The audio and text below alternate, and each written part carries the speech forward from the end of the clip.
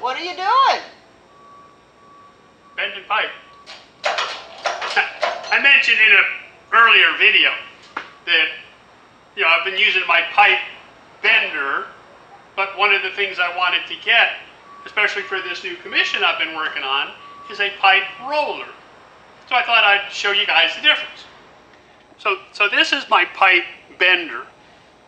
It's got a set of shoes inside that fit the curve of the pipe itself.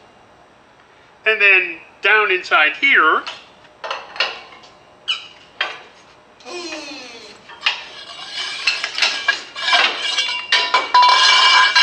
see, this is the big shoe that fits the actual curve of the pipe. Now this one, you want it to fit really nice, snug on the sides of the pipe. If you use one that's too big, if you use a shoe that's too wide, what happens is then the pipe will flatten, and if you bend it farther, it will kink. But this way, the sides of the shoe actually hold the pipe in and help keep it round and help it to bend. But one of the drawbacks that I've found to using this kind of machine for doing long curves is that it gets kinky. You get a bend in a little straight section and a bend in a little straight section. It's really, really hard to get a nice smooth curve to it. Let me bend this a little and I'll show you. So with the pipe in there, of course, you just gotta bump and bump and bump and finally get the shoe to come up and hit against the die, or hit against the pipe, and the pipe against the upper rollers. Now, this is a 12-ton hydraulic jack. They actually come a little bit bigger than this. So it'll do a very nice job on a single bend.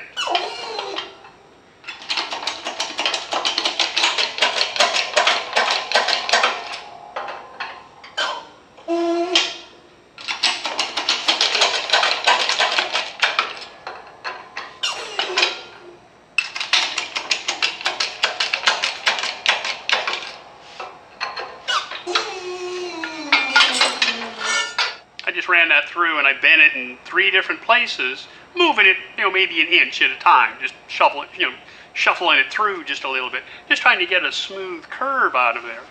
And you see it started to flatten out a little bit right here on the top. But then, if you look in here, see, this is what I was trying to not have, is all these little ridges, these little bumps.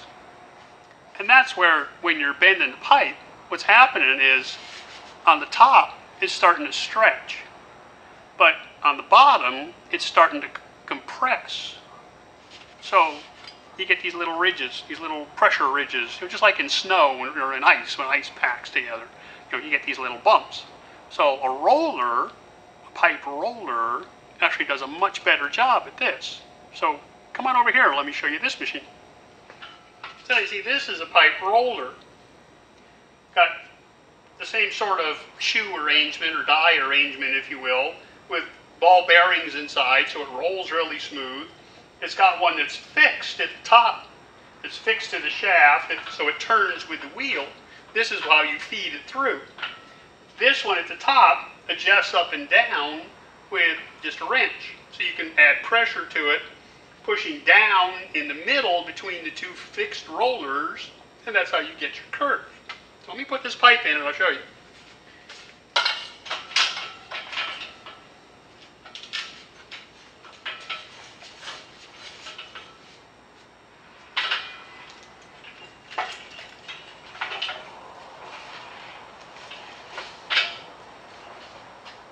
And the thing you got to remember with this is you can't get in a big hurry. Because it's all being done manually, you're going to have to go slow with your push down. Don't put a 6-foot breaker bar on it and just try to crank that thing down, because you'll never be able to turn the feed roller to get the pipe to go through. You can't bend it that quickly.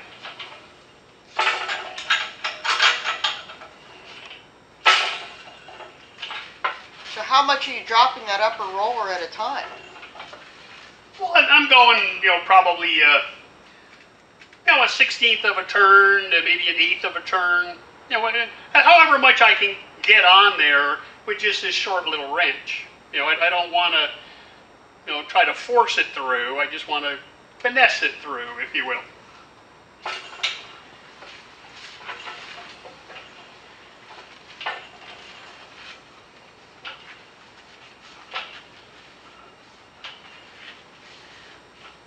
So now you can see this is starting to bend already.